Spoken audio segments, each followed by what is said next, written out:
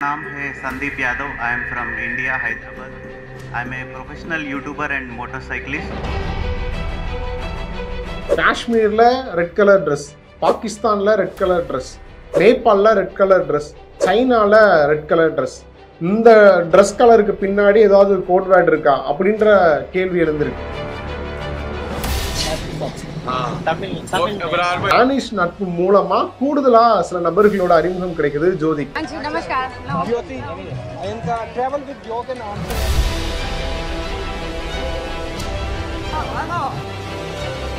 Yeah, so I wouldn't.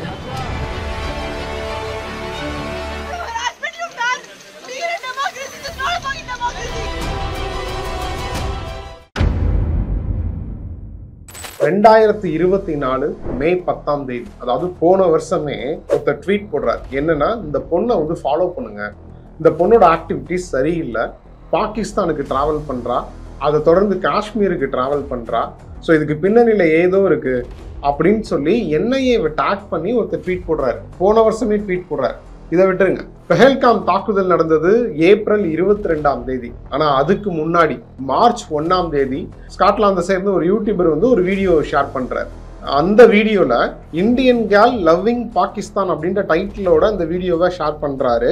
இந்த video இப்போ பயங்கர வைரல் அப்படின்றதுனால இப்படி இருந்த டைட்டில இப்போ இப்படி மாத்திருக்காரு. ஸோ இந்த யூடியூபர் பேரு காலும். இவர் வந்து பாகிஸ்தான்ல இருக்கக்கூடிய அனார்கலி மார்க்கெட்ல வீலாக் பண்ணி வீடியோ ரிலீஸ் பண்றாரு. அந்த வீடியோல அவர் என்ன சொல்றாரு அப்படின்னா, எனக்கு முன்னாடி ஆயுதங்களோட 4 பேர் போறாங்க அப்படின்னு சொல்றாரு. அப்புறமா நோ ஃபியர்னு டிஷர்ட் போட்டிருந்த செக்யூரிட்டி கார்ட்ஸை ஓவர்டேக் பண்ணிட்டு அவங்க யாரை பாதுகாப்பாக கூட்டு போறாங்களோ அந்த பொண்ணுகிட்ட போய் பேசுறாரு. அந்த பொண்ணு யாரு அப்படின்னா, இந்தியாவை சேர்ந்த யூடியூபர் ஜோதி மல்ஹோத்ரா. அதுக்கப்புறம் ஏன் இந்த பொண்ணுக்கு மட்டும் இவ்வளோ பாதுகாப்பு, இதை பார்க்கும்போது பாகிஸ்தான் என்ன அன்சேஃபான ஒரு இடமா அப்படின்னு நினைக்க தோணுது அப்படின்னு சொல்றாரு. Pakistan's unsafe.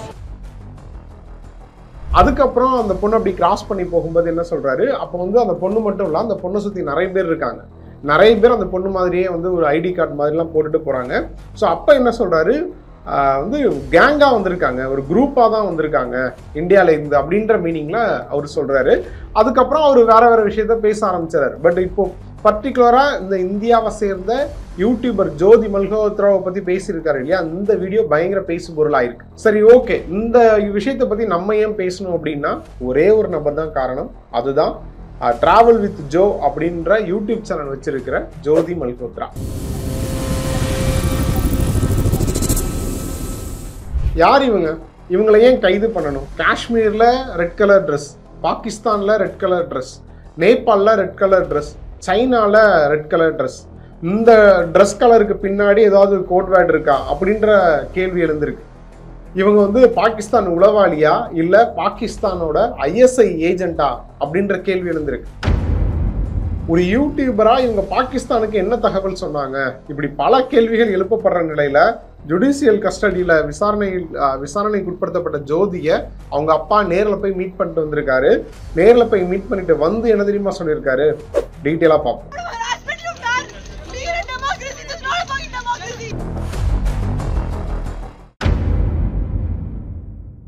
33 வயசுடைய யூடியூபர் ஜோதி மல்ஹோத்ரா. இந்த ஜோதி மல்ஹோத்ராவை பத்தி தான் மொத்த இந்தியாவும் பேசிக்கிட்டு இருக்கு. காஷ்மீர் பெஹல்காம் தாக்குதலுக்கு அப்புறம் இந்தியாவில் இருந்துகிட்டே பாகிஸ்தானுக்கு ஆதரவா செயல்பட்டாங்க, பாகிஸ்தான் உளவாளியா செயல்பட்டாங்க, தேசத்துக்கு மொத்த இந்தியாவுக்கும் மொத்த தேசத்துக்குமே எதிராக செயல்பட்டு இருக்காங்க அப்படின்ற குற்றச்சாட்டுல இது வரைக்கும் 12 பேர் கைது செய்யப்பட்டிருக்காங்க. இந்த 12 பேர்ல ரொம்ப முக்கியமா பாகிஸ்தான் அதிகாரிகளோட, பாகிஸ்தான் ISI ஏஜென்ட்டோட தொடர்புல இருந்ததா சொல்லப்படுற நபர் தான் ஹரியானா மாநிலம் ஹிசார் பகுதியை சேர்ந்த ஜோதி. கடந்த ஏப்ரல் 22 காஷ்மீர் பெஹல்காம் பகுதியில் நடந்த தாக்குதலை தொடர்ந்து ஜோதியை கடந்த 16 அதாவது மே 16 கைது பண்றாங்க. இவங்களை ஏன் கைது பண்ணணும்? சாதாரண ஒரு யூடியூபருக்கும் காஷ்மீர் தாக்குதலுக்கும் என்ன தொடர்பு அப்படின்ற கேள்வி எழும்போதுதான் பல கனெக்ஷன் வந்து ரிவீல் ஆகுது. இந்த கனெக்ஷன்ல வந்து ஒரு பாகிஸ்தான் தீவிரவாதம் உளவாளின்னு பேசுற அளவுக்கு ஜோதி கேரக்டரோட ஃபாலோ அப் எங்க தொடங்குது அப்படின்னா, ஜோதி கைது செய்யப்படுறாங்க இல்லையா 16 அதுக்கு 3 நாள் முன்னாடி தான் 13 அதுல இருந்து தான் இவங்களோட ஃபாலோ அப் தொடங்குது. அதாவது மே 13 நம்ம இந்தியா ஒரு அதிரடியான அறிவிப்பை வெளியிடுறாங்க. என்னன்னா, பாகிஸ்தான் தூதரக அதிகாரி அடுத்த 24 மணி நேரத்திற்குள்ள வெளியேறணும், அவருக்கான பதவியில செய்ய வேண்டிய வேலைகள் இல்லாம முரண்பாடான வேலைகளை ஈடுபடுறாரு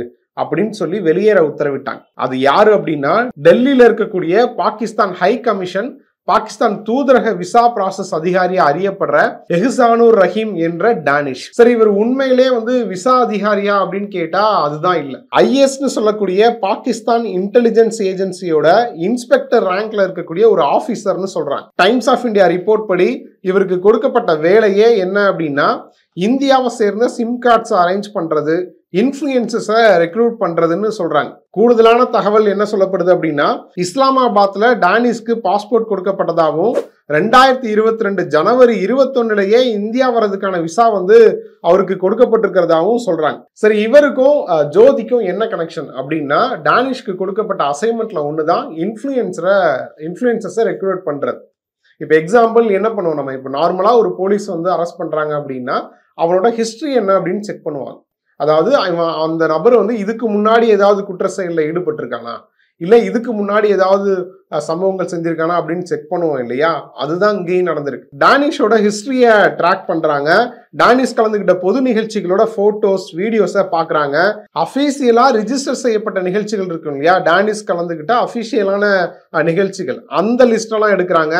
அந்த நிகழ்ச்சிகள்ல கலந்துகிட்டவங்களோட லிஸ்டையும் எடுக்கிறாங்க. ஸோ இதுல கனெக்ட் ஆனவங்க தான் டிராவல் வித் ஜோ அப்படின்ற யூடியூப் சேனல்ல டிராவல் வீலாக் பண்ணக்கூடிய ஜோதி மல்ஹோத்ரா அப்படின்ற யூடியூபர். சரி, இவங்க 2 பேருக்கும் எப்படி லிங்க் ஆயிருக்கு அப்படின்னா போன வருஷம், அதாவது 2024 மார்ச் 28 டெல்லியில பாகிஸ்தான் தூதரகம் சார்பா ஒரு இஃப்தார் பார்ட்டி நடத்துறாங்க. பாகிஸ்தான் நேஷனல் டே செலிப்ரேஷன் அதை சொல்றாங்க. சோ அதுக்கு ஜோதியை இன்வைட் பண்ணிருக்காங்க. நீங்க பாக்குறீங்க இல்லையா, இதுதான் பாகிஸ்தான் ஹை கமிஷன் வெப்சைட்ல ஷேர் ஆயிருக்கிற போட்டோ. இது ஜோதி யூடியூப் சேனல்ல அவங்க வெளியிட்ட வீடியோ, அதே நிகழ்ச்சி தான். சோ அங்க இருக்கிற நபர் தான் இங்கே இருக்கார். இது நடந்தது 2024 மார்ச் 28. இன்விடேஷன்ல மென்ஷன் ஆயிருக்கிற டேட் இது. பாகிஸ்தான் ஹை கமிஷன் பேஜ்லயும் டேட் மென்ஷன் ஆயிருக்கு. சோ இந்த வீடியோவை ஜோதி தன்னோட சேனல்ல வெளியிட்டதுன்னு பாத்துக்கிட்டீங்கன்னா மார்ச் 30. இந்த ஃபங்க்ஷன்ல ஜோதியை வெல்கம் பண்றதே டானிஷ் தான். டானிஷை நல்லா தெரிஞ்ச மாதிரி ஜோதி பேசியிருப்பாங்க.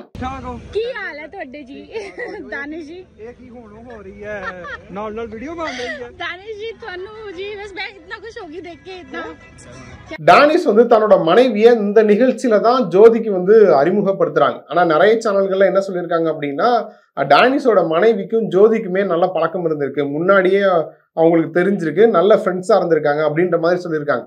பட் எனக்கு அந்த வீடியோவை பார்க்கும்போது அந்த நிகழ்ச்சியில தான் இது என்னோட ஒய்ஃப் அப்படின்ற மாதிரி அறிமுகப்படுத்துறாரு.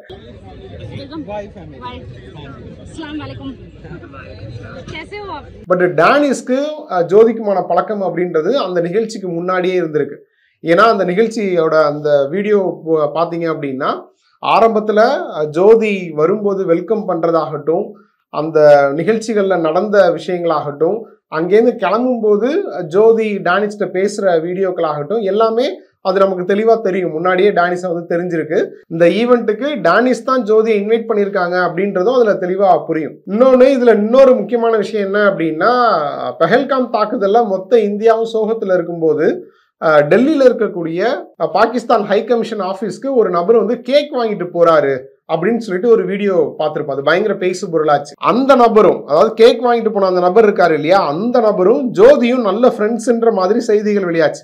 இதை ஏன் சொல்றேன் அப்படின்னா ஜோதி கைது செய்யப்பட்ட 16ஆம் தேதியில இருந்து அடுத்த 4 நாள்ல இன்னொரு அதிகாரியையும் வெளியேற சொல்லுது இந்தியா. அதாவது மே 13 ஒரு அனௌன்ஸ்மெண்ட் வருது. அதுக்கப்புறம் மே 16ஆம் தேதி ஜோதி கைது செய்யப்படுறாங்க. அதே மாதிரி மே 21ஆம் தேதி இன்னொரு அனௌன்ஸ்மெண்ட் வருது. ஏன் இதெல்லாம் முக்கியம்னு சொல்றேன் அப்படின்னா 2024 போன வருஷம் அவங்க கலந்துகிட்ட அந்த இஃப்தார் பார்ட்டி தான். ஸோ அந்த இஃப்தார் பார்ட்டி தான் இவங்க மேல சந்தேகத்தை ஏற்படுத்துறதுக்கான முக்கியமான ஒரு விஷயமா இருந்திருக்கு. So March 28 Pakistan high commission இஃப்தார் பார்ட்டியில கலந்துகிட்ட ஜோதி மார்ச் 30 தன்னோட சேனல்ல அந்த வீடியோவை ஷேர் பண்றாங்க. அடுத்த 12 நாள்ல, அதாவது 2024 ஏப்ரல் 13ஆம் தேதி ஜோதி முதல் முறையா பாகிஸ்தானுக்கு போறாங்க. 10 டேஸ் ட்ரிப்னு அவங்களே மென்ஷன் பண்றாங்க. இந்த வீடியோவை ஏப்ரல் 16 அவங்க சேனல்ல பப்ளிஷ் பண்ணியிருக்காங்க.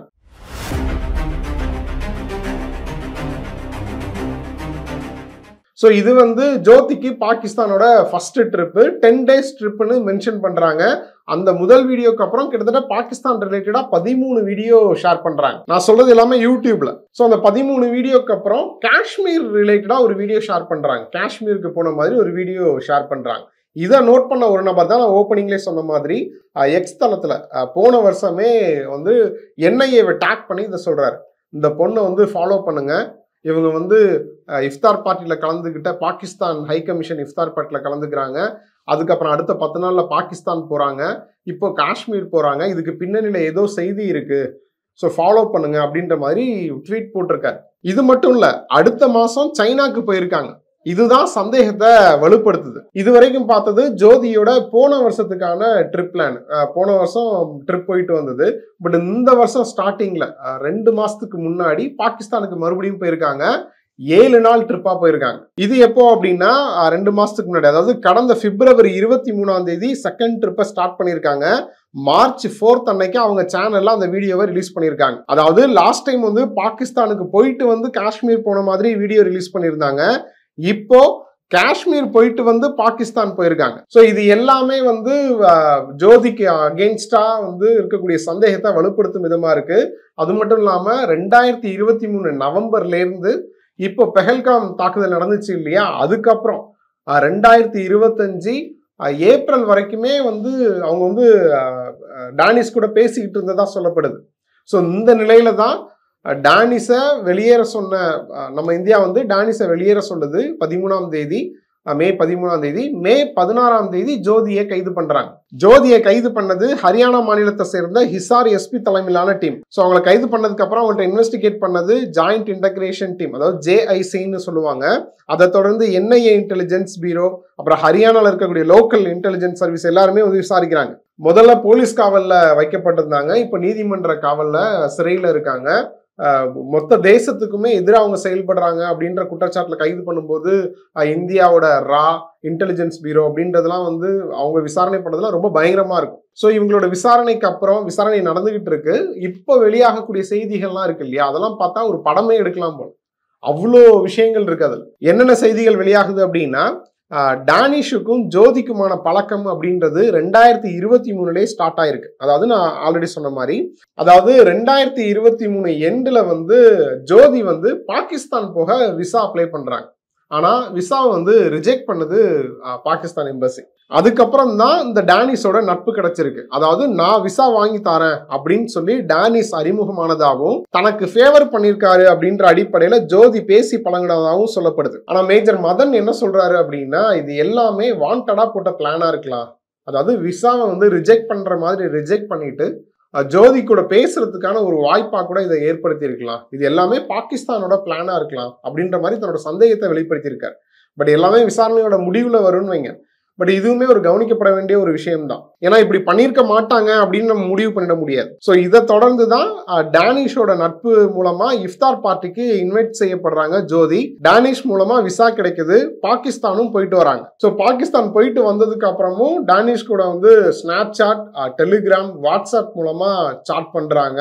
அவங்களோட நட்புன்றது கண்டினியூ ஆகிட்டு தான் இருக்கு. பட் அதுக்கப்புறம் டானிஷ் நட்பு மூலமா கூடுதலா சில நபர்களோட அறிமுகம் கிடைக்குது ஜோதிக்கு. ज्योति इनका ट्रैवल विद जो के नाम से है और मोर देन 100 के इनके सब्सक्राइबर. அதுல ஒரு முக்கியமான நபர் தான் பாகிஸ்தான் இன்டெலிஜென்ஸ் ஆபீசர் அலி ஹசன். செகண்ட் டைம் ஜோதி வந்து பாகிஸ்தான் போயிருக்கும் போது இந்த அலி ஹசன் மூலமா தான் ஜோதிக்கு நிறைய வசதிகள் செய்து கொடுக்கப்பட்டதா சொல்லப்படுது. அலி ஹசன் மூலமா ஷாக்கிர்ன்ற நபரும் ராணா ஷஹபாஸ் அப்படின்ற நபரும் அறிமுகமாயிருக்காங்க. இதுல சாக்கிர்ன்ற பர்சனை தான் ஜோதி வந்து தன்னோட போன்ல வந்து வேற பேர் போட்டு சேவ் பண்ணிருக்காங்க. என்ன பேர் போட்டு சேவ் பண்ணிருக்காங்க அப்படின்னா, ஜாட் ராந்தாவா அப்படின்ற நேம்ல போட்டு சேவ் பண்ணிருந்ததா சொல்லப்படுது. இந்த சாக்கிரை எடுத்துக்கிட்டீங்க அப்படின்னா, ஷாக்கிர் வால்டன், மஹர் ஷாக்கிர், ஷாக்கிர் டேட் அப்படின்ற ப்ரொஃபைல் நேம்லலாம் வந்து ஃபேஸ்புக் ஐடி யூஸ் பண்ணிட்டு இருந்திருக்கான். அந்த பேஜ் மூலமா இந்தியன் யூடியூபர்ஸ், இன்ஃப்ளூயன்சர்ஸ்ட வந்து பேசியிருக்கான் அப்படின்ற மாதிரியான இன்ஃபர்மேஷனும் கிடைச்சதா சொல்லப்படுது. பட் ஜோதி வந்து ஷாக்கிரோட நேமும் மட்டும் இல்ல, பாகிஸ்தானை சேர்ந்த பாகிஸ்தான்ல அறிமுகமானவங்களோட பேர் எல்லாத்தையுமே வந்து அவங்களோட சொந்த பேர் இல்லாம வேற வேற நேம்ல போட்டு தான் சேவ் பண்ணியிருந்திருக்காங்கன்னு சொல்லப்படுது. ஸோ இதெல்லாம் வரும்போது கட்டாயம் சந்தேகம் வரத்தானே செய்யும். இது மட்டும் இல்லை, இன்னொரு முக்கியமான செய்தி என்ன அப்படின்னா, ஜோதி வந்து பங்களாதேஷ்க்கு விசா அப்ளை செஞ்சிருக்கிறதாகவும் விசா அப்ளை செய்யக்கூடிய அந்த ஃபார்ம் இருக்கு இல்லையா, அந்த ஃபார்ம்ல வந்து பங்களாதேஷ்ல நம்ம எங்க ஸ்டே பண்றோம், ஹோட்டலா இல்ல வீடா அப்படின்றத தெளிவா மென்ஷன் பண்ணணுமா. ஆனா இவங்க அந்த விசா ஃபார்ம் இருக்கு இல்லையா, அதுல அட்ரஸ் எதுவுமே மென்ஷன் பண்ணலையா, சும்மா ஜென்ரலா பங்களாதேஷ் டாக்கா அப்படின்ற மாதிரி மட்டும் மென்ஷன் பண்ணியிருக்காங்க. டாக்கா வந்து பங்களாதேஷோட கேபிட்டல் சிட்டி, தலைநகரம், பங்களாதேஷ் தலைநகரம் தான் டாக்கா. ஸோ அப்படி ஜென்ரலா அது மட்டும் மென்ஷன் பண்ணியிருக்காங்க. அதுவுமே கூடுதல் சந்தேகத்தை வர வைக்குது அப்படின்ற மாதிரி சொல்றாங்க. ஏன்னா நம்மளை யாரும் வந்து ட்ராக் பண்ணக்கூடாது, நம்ம எங்க தங்கியிருக்கோன்றது தெரிஞ்சிடக்கூடாது அப்படின்னு பிளான் பண்ணியே தான் அப்படி மென்ஷன் பண்ணியிருக்காங்க அப்படின்ற மாதிரியும் சொல்றாங்க. இன்னொரு சந்தேகமா என்ன கேள்வி எழுப்புறாங்க அப்படின்னா, ஜோதியோட வருமானம். 3.5 லட்சம் சப்ஸ்கிரைபர் இருக்கிற ஒருத்தர் எப்படி சைனா, அப்புறம் வந்து பாகிஸ்தான், இந்தோனேஷியா இப்படிலாம் டிராவல் பண்றாங்க, பங்களாதேஷ்க்குலாம் அப்ளை பண்றாங்க, இதுல எங்கேயோ வந்து சந்தேகம் வருது, இவங்களுக்கு இவ்வளோ வருமானம் வருமா அப்படின்ற சந்தேகம் வருது. அதை செக் பண்ணா இவங்களோட வருமானம் கம்மியா தான் இருக்கு. ஆனா இவங்களோட செலவு அப்படின்றது நினைச்சு பார்க்க முடியாத அளவுக்கு இருக்கு. ஜோதியோட அப்பா, நான் வந்து எந்த காசுமே வந்து ஜோதிக்கு கொடுக்க மாட்டேன் அப்படின்னு பேட்டி கொடுத்துருக்காரு.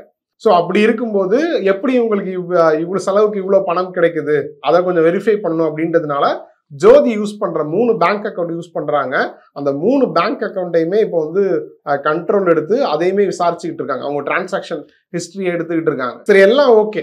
ஒரு யூடியூபர் தானப்பா இவங்க என்ன சென்சிட்டிவான இன்ஃபர்மேஷனை கொடுத்துருவாங்க, ராணுவ ரகசியம் எப்படி இவங்களுக்கு தெரியும், ராணுவ ரகசியத்தை யார் ஷேர் பண்ண போறாங்க அப்படின்ற கேள்வி எழுது இல்லையா. அதுக்கு வந்து அந்த துறை சார்ந்து ஓய்வு பெற்ற ராணுவ அதிகாரிகளாகட்டும் அவங்களாம் என்ன சொல்றாங்க அப்படின்னா, இவங்களுக்கு நாட்டை பத்தின இன்ஃபர்மேஷன் எதுவுமே டைரக்டா தெரியாம இருக்கலாம், ஆனா இவங்க வேற யார்ட்டையாவது கேட்டு சொல்றதுக்கான பாசிபிள் இருக்கு அப்படின்னு சொல்றாங்க. இப்ப எக்ஸாம்பிள் வந்து, இப்ப நான் ஒரு வீடியோ உங்கள்ட்ட பேச போறேன்னு வைங்களேன், அந்த வீடியோவை பத்தின தொடக்கம் முடிவு அப்படின்னு இருக்கும். அது எங்க நடந்துச்சு, எப்படி நடந்துச்சு, இதுல சம்பந்தப்பட்டவங்க யாருங்க, இதுக்கு ஏதாவது எஃப்ஐஆர் போடப்பட்டிருக்கா, எந்த ஸ்டேஷன்ல ரெஜிஸ்டர் ஆயிருக்கு, இல்ல பாதிக்கப்பட்டவங்க யாரு, விக்டிம் அக்யூஸ்ட் யாரு அப்படின்றதெல்லாம் தெரிஞ்சுக்கிறதுக்கு ஒரு டைம் எடுக்கிறேன். அது ரிலேட்டடா சம்மந்தப்பட்டவங்கள்ட்ட பேசுறேன் இல்லையா, பேசி தகவல் வாங்குறேன். ஓகேவா, இல்ல பாதிக்கப்பட்டவங்கள்ட்டையும் பேசி நம்ம தகவல் வாங்கி தான் நம்ம வந்து பேசுறோம். இது எதுவுமே இல்லாம நம்ம பிளண்டா மற்ற செய்தியை பார்த்து எந்த வீடியோவும் பண்றது இல்லை. இந்த வீடியோலையுமே சில ஓய்வு பெற்ற ராணுவ அதிகாரிகள்கிட்ட பேசி தான் நம்ம இதெல்லாம் வந்து சொல்றோம். ஸோ அப்படி நானே ஒரு வீடியோக்கு இவ்வளோ மெனக்கிடும் போது, இப்போ அவங்களுக்குன்னு ஒரு டார்கெட் ஃபிக்ஸ் ஆகிருக்கும் என்னெல்லாம் பண்ணுவாங்க. இப்போ எக்ஸாம்பிள், ஒரு வீலாகரா இருக்காங்க.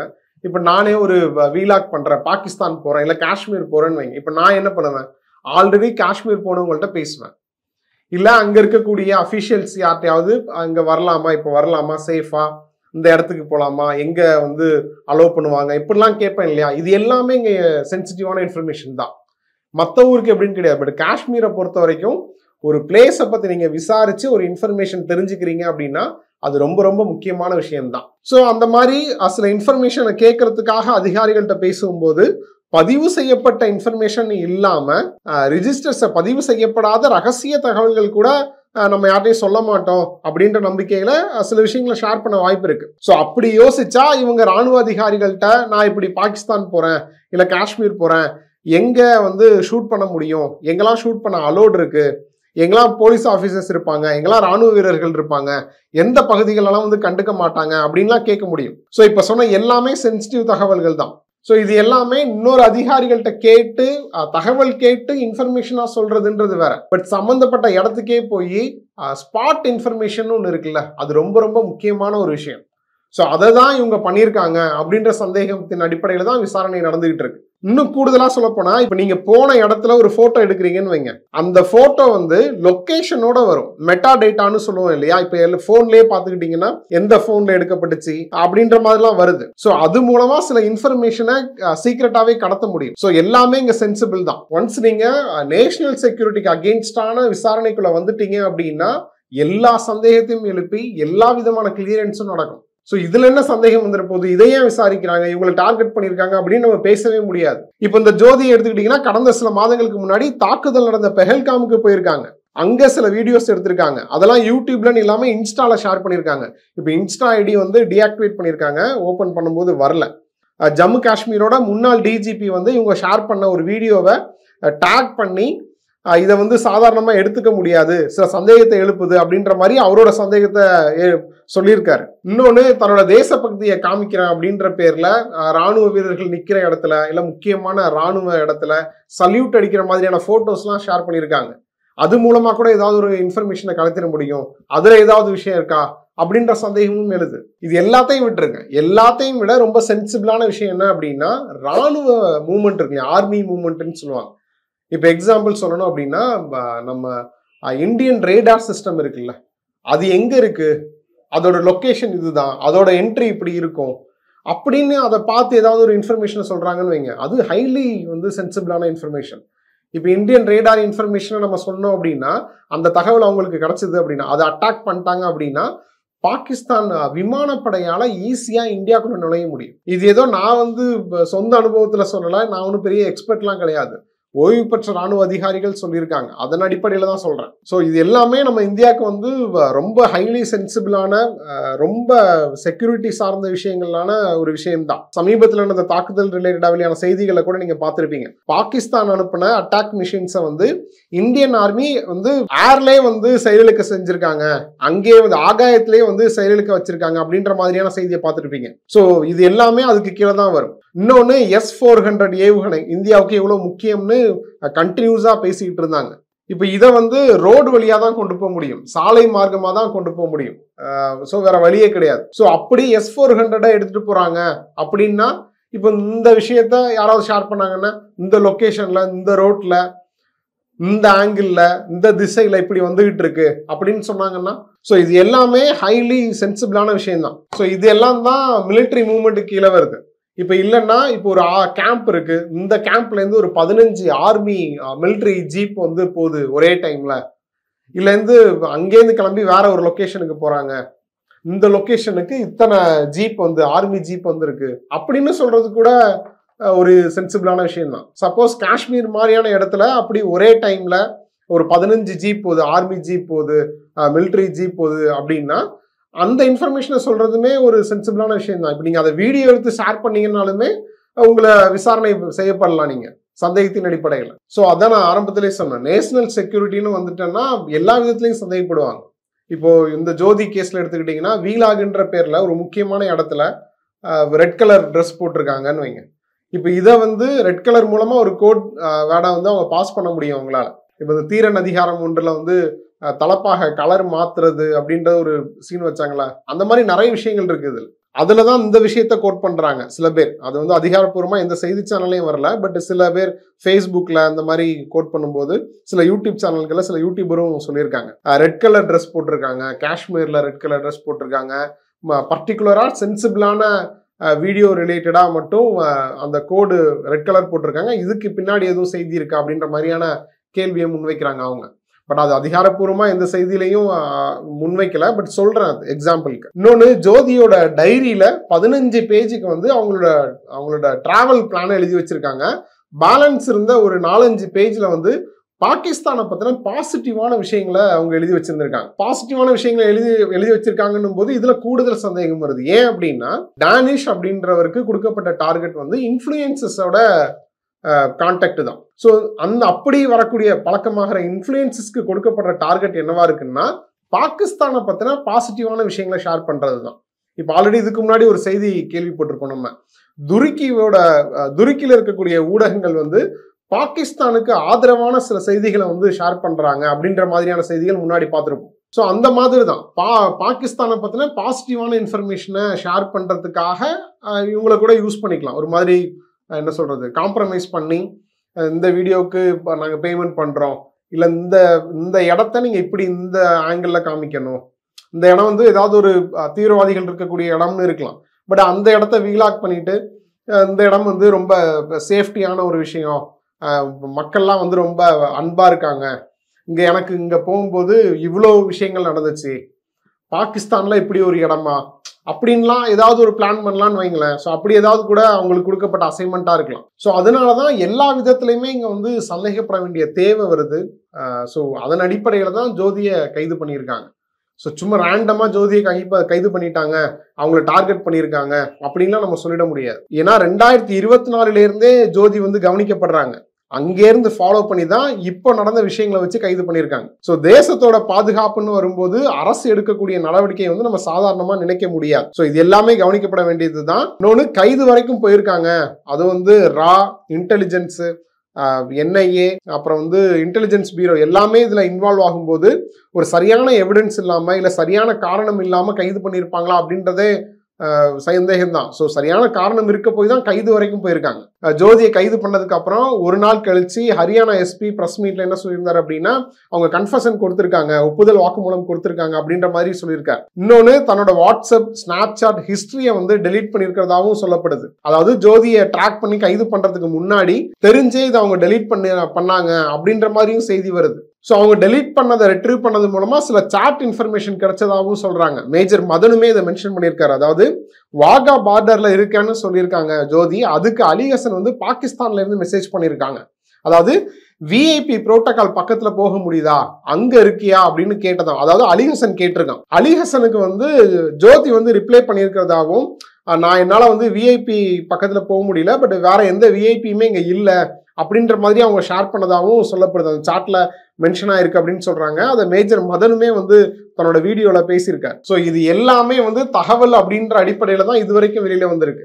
ஜோதியோட 2 மொபைல், லேப்டாப் எல்லாத்தையுமே வந்து கைப்பற்றி விசாரணைக்கு உட்படுத்தியிருக்காங்க. சைபர் ஃபாரன்சிக் டிபார்ட்மெண்டோட கண்ட்ரோல்ல அதெல்லாம் இருக்கு. ஸோ இவங்களோட டேட்டா மட்டும் ஜோதி யூஸ் பண்ணதுல இருந்து மட்டுமே 12 TB டேட்டா இருக்கு. ஸோ அந்த 12 TB டேட்டாவை வந்து செக் பண்ணாலே ஜோதியோட இன்வால்வ்மெண்ட் இதுல எந்த அளவுக்கு இருந்திருக்கு அப்படின்ற டீட்டெயில் எல்லாமே வெளியில வந்துடும் அப்படின்ற மாதிரி சொல்றாங்க. ஸோ இவங்களோட சைனா விசிட், நேபாளம் விசிட், அப்புறம் வந்து காஷ்மீர் விசிட், காஷ்மீர்ல பெஹல்காம் போனது எல்லாமே ஜோதிக்கு அகெயின்ஸ்டா இருக்கக்கூடிய விஷயம், ஜோதி மீதான சந்தேகத்தை வலுப்படுத்தக்கூடிய விஷயம். இது எதுவுமே இப்ப வரைக்கும் நிரூபிக்கப்படல. இப்ப வரைக்கும் விசாரணையின் அடிப்படையில தான் இருக்கு.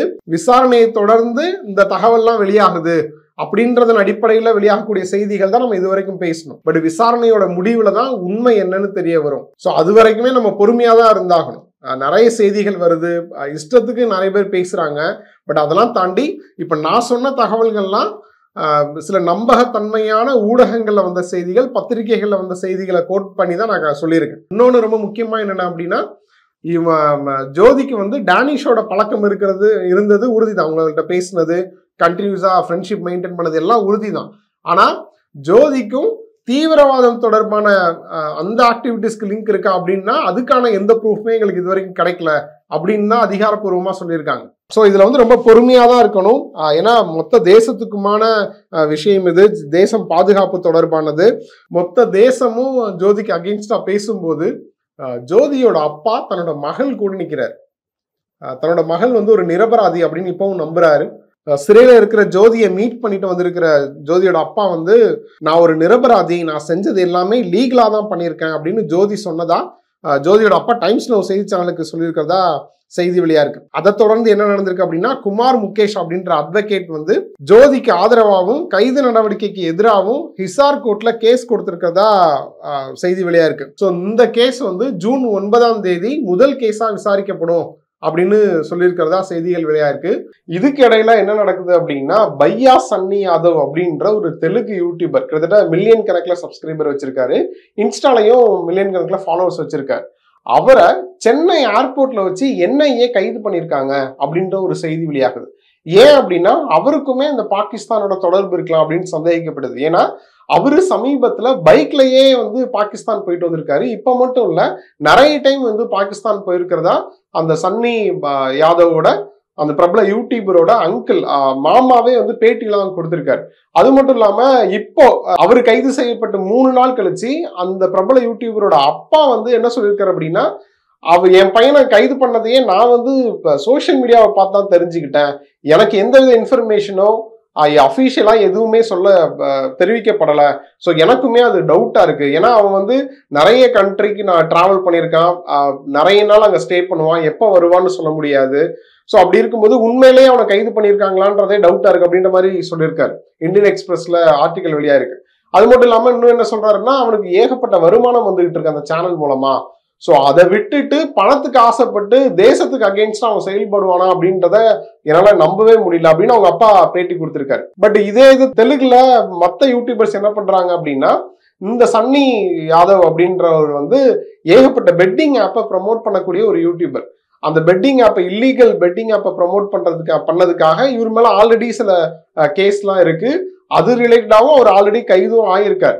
ஸோ இப்போ இவருக்கு அகெயின்ஸ்டா சில யூடியூபர்ஸ் என்ன பண்றாங்க அப்படின்னா இவரு கலந்துகிட்ட நிகழ்ச்சிகள் எல்லாம் ஷேர் பண்றாங்க. அது மட்டும் இல்லாம இதுல கவனிக்கப்பட வேண்டிய முக்கியமான விஷயம் என்ன அப்படின்னா தீன் துன்யா அப்படின்ற பாகிஸ்தானை சேர்ந்த ஒரு சேனல், அந்த சேனல்ல ஜாகிர் நாயக் கலந்துகிட்ட ஒரு நிகழ்ச்சியில இந்த சன்னி யாதவ் வந்து கலந்துகிட்டாரு அப்படின்னு சொல்லிட்டு அவரு இருக்கிற மாதிரியான ஒரு வீடியோவுமே ஷேர் பண்றாங்க.